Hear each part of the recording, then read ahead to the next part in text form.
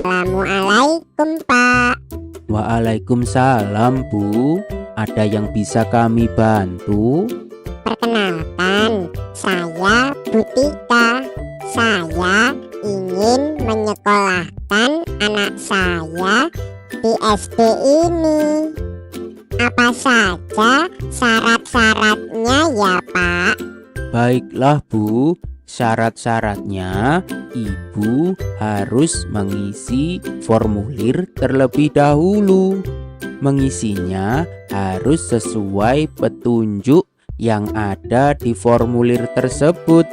Lalu, Ibu juga harus melampirkan beberapa berkas. Baik, Pak.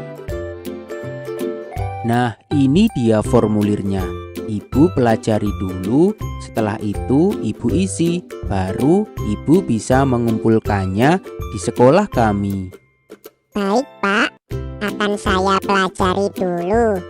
Terima kasih. Nah, anak-anak, sekalian pasti sudah menyimak percakapan tadi, bukan? Sekarang ayo menjawab pertanyaan.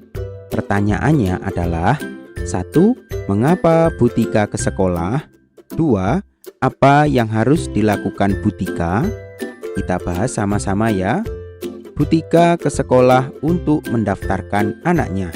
2. Butika harus mengisi formulir terlebih dahulu.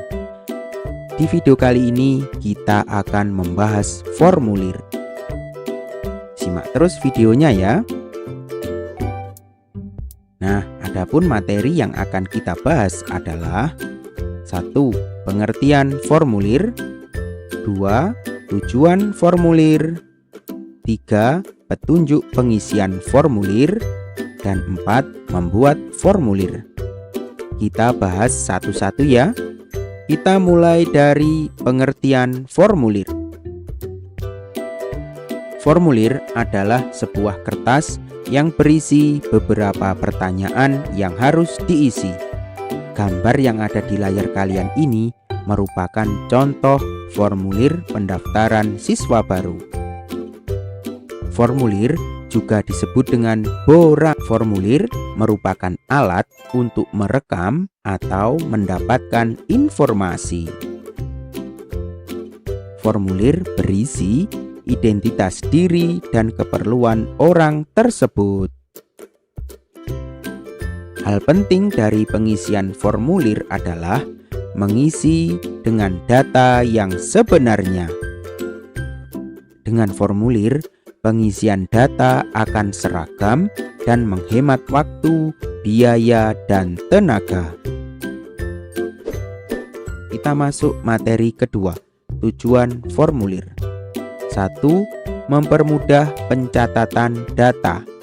Dengan formulir, maka sekolah ataupun lembaga tidak akan kesulitan dalam mencatat data, karena data yang dikumpulkan hanya data yang ada di formulir itu saja. 2. Untuk mempercepat kegiatan administrasi. Dengan formulir, maka pihak-pihak yang berkepentingan dengan formulir itu bisa mengisi secara bersamaan. Yang ketiga, untuk mendapatkan data yang akurat. Nah, dengan formulir ini, maka orang tua atau pihak manapun akan mengisinya dengan akurat. Materi yang ketiga, petunjuk pengisian formulir.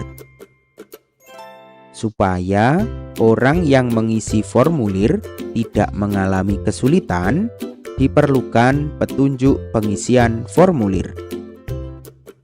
Orang yang akan mengisi formulir harus membaca petunjuk pengisian ini.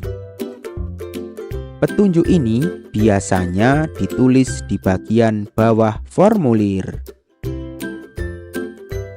Nah, anak-anak, ini contoh petunjuk pengisian formulir.